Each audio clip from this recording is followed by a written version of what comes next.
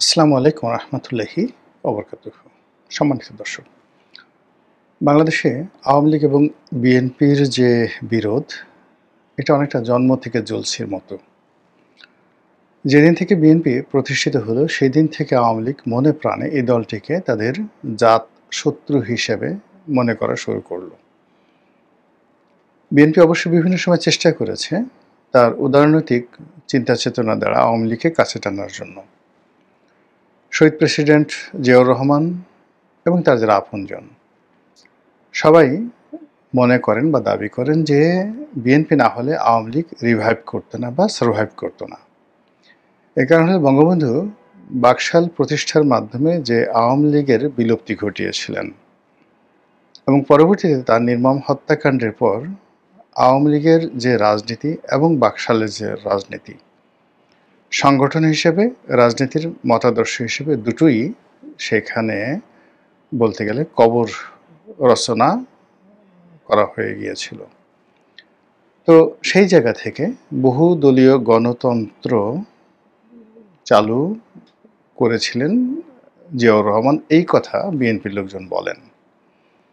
আবার অন্যদিকে আওয়ামী লীগের লোকজন বলার চেষ্টা করেন যে মূলত বঙ্গবন্ধুর হত্যাকাণ্ড থেকে শুরু করে আরও যা কিছু ঘটেছে ৭৫-এর ১৫ই আগস্ট, পূর্ববর্তী এবং পরবর্তী সময়, সেখানে প্রেসিডেন্ট জিয়াউর রহমান চাইলে ক্ষয়ক্ষতি এড়ানো যেত, আরও অনেক ভালো ইতিহাস রচিত হতো। আমি নেতিবাচক কথাগুলো বললাম না, যেগুলো সাধারণত আওয়ামী লীগের কট্টরপন্থী লোকজন বলে থাকেন।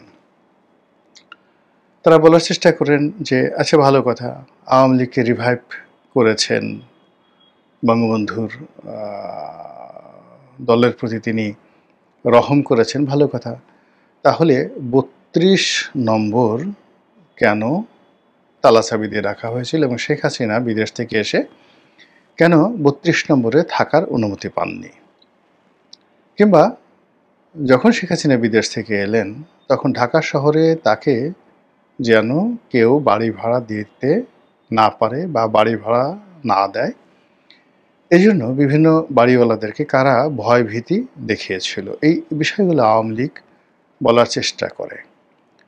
পরবর্তীতে ৮০-র দশকে যখন এরশাদ বিরোধী আন্দোলন হয়, তখন সঙ্গত কারণে এরশাদের দ্বারা বিএনপি ক্ষমতাচ্যুত হয়েছে এবং এরশাদকে তারা জাতশত্রু মনে করত।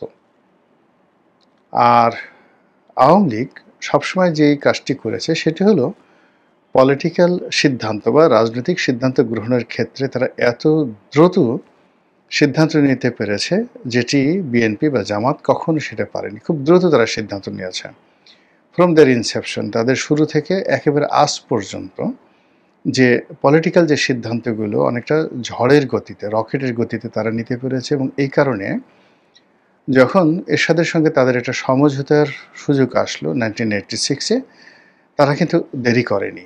আবার ১১-১১-র সময় যখন একটি সমঝোতার প্রস্তাব এলো মঈনুদ্দিন ফখরুদ্দিন এবং ভারতের পক্ষ থেকে, তারা কিন্তু দেরি করেনি।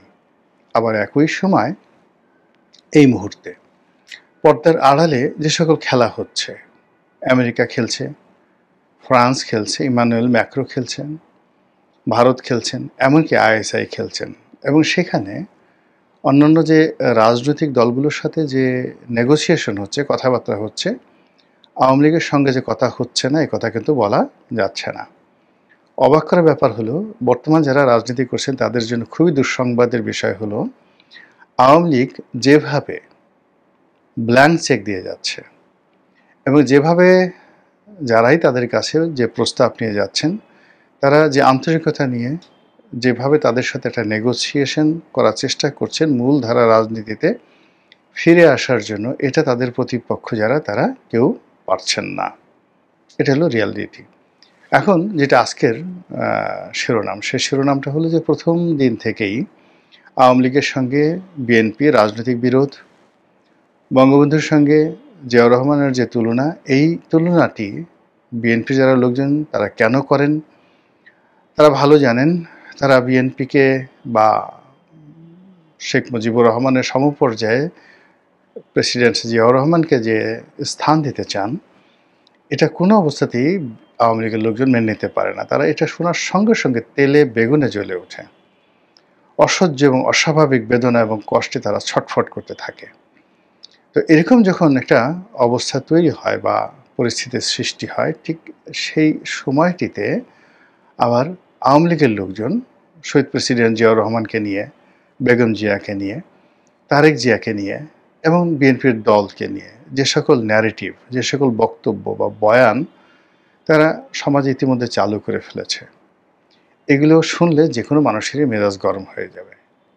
এর মধ্যে অশ্লীলতা আছে, এর মধ্যে কুটচাল আছে, এর মধ্যে নানা রকম মিথ্যা তথ্য আছে, সত্যও আছে। সব মিলিয়ে একটা জগা খিচুড়ি তৈরি করে আওয়ামী লীগের যারা লোকজন তারাও মাইক হাতে মঞ্চে দাঁড়িয়ে পুরো বিএনপির বিরুদ্ধে যে কথাগুলো তারা বলে থাকে, তার ফলে বিএনপি এবং আওয়ামী লীগের মধ্যে একটা নদী তৈরি হয়ে গেছে, যেটিকে আপনি বলতে পারেন বিষের নদী, এ রিভার অফ পয়জন, বিষের নদী। এবং সেটা যেন তেন বিষ নয়, যেমন সাপের বিষ। তো সাপের বিষ খুব বিষাক্ত, কিন্তু দুর্গন্ধ ছড়ায় না। তো বিএনপি এবং আওয়ামী লীগের মধ্যে যে বিষের নদী, সেই বিষের নদী কেবল বিষাক্ত নয়, এটি দুর্গন্ধ ছড়ায় এবং এটি আশেপাশের পরিবেশকে নষ্ট করে ফেলে, পুরো রাজনৈতিক অঙ্গনের পরিবেশকে নষ্ট করে ফেলে। আর নষ্ট করে ফেলার ফলে এই যে বিষের নদীর দুই তীরে, এক তীরে আওয়ামী লীগ আর এক তীরে বিএনপি, সেখানে যারা বসবাস করেন তাদের মন, চিন্তা, চেতনা পরস্পরের জন্য বিষাক্ত হয়ে থাকে, উগ্র হয়ে থাকে। সময়ের প্রয়োজনে তাদের মধ্যে হয়তো বন্ধুত্ব হয়, কিন্তু সেটা খুব ক্ষণস্থায়ী।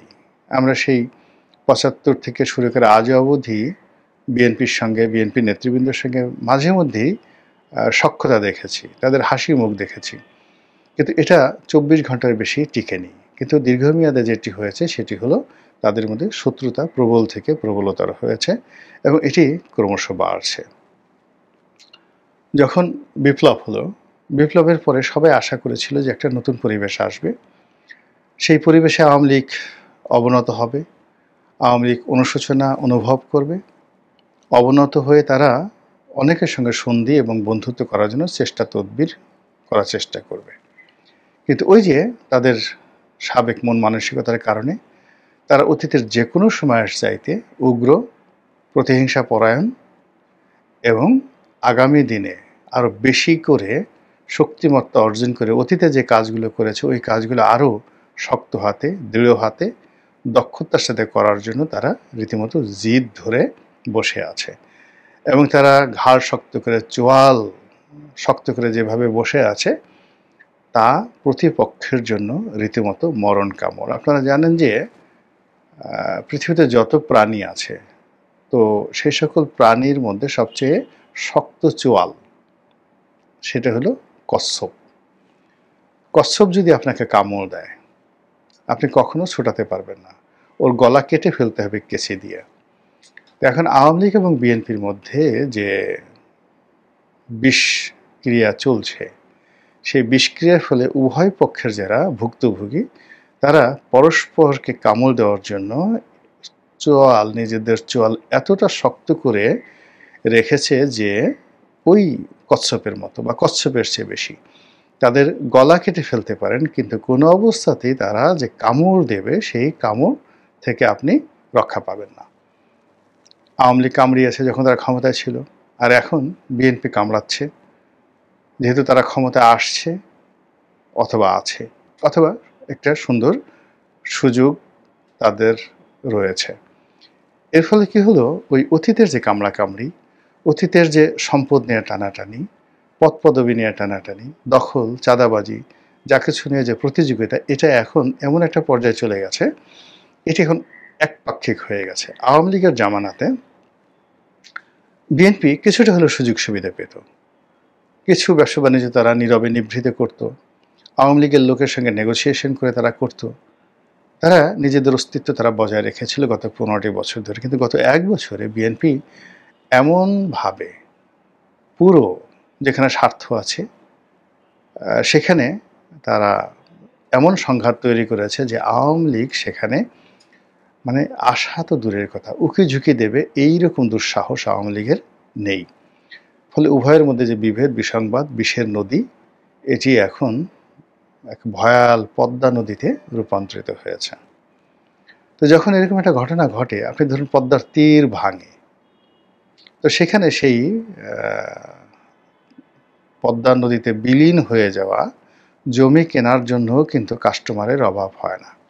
ধরুন ১ বিঘা জমির দাম ২ লাখ টাকা, কিন্তু যে লোকের জমি পদ্মায় ভেঙে গেছে, সেই জমি আপনি ৫,০০০, ৬,০০০ টাকা করে বিঘা কিনে আপনি দলিল করে রাখলেন। ২০ বছর, ৩০ বছর, ২৫ বছর পরে সেখানে চর জাগবে, আপনার পরবর্তী জেনারেশন সেই জমির মালিক হবে। এভাবে হাজার হাজার একর জমি নিয়ে পদ্মার চরে, যমুনার চরে যে ব্যবসা বাণিজ্য হয়, এটা ওই এলাকার বাসিন্দা না হলে আপনি বুঝতে পারবেন না। অর্থাৎ যে জমি ভেঙে যায় ওটারও একটা ক্রেতা রয়েছে। পদ্মার পাড়ে মসজিদ থাকে, মন্দির থাকে, বাড়ি থাকে, ঘর থাকে, গাছ থাকে, পালা থাকে, সেগুলো ভেঙে যায়। সেগুলো কেনার জন্য কাস্টমার রয়েছে। তো কাজেই আওয়ামী লীগ এবং বিএনপির মধ্যে যে বিভেদ, বিসংবাদ, প্রতিহিংসা, জিঘাংসা যা কিছু চলছে, এগুলোকে নিয়ে ব্যবসা বাণিজ্য করারও লোক আছে এবং সেই লোক অনেক অনেক দক্ষ।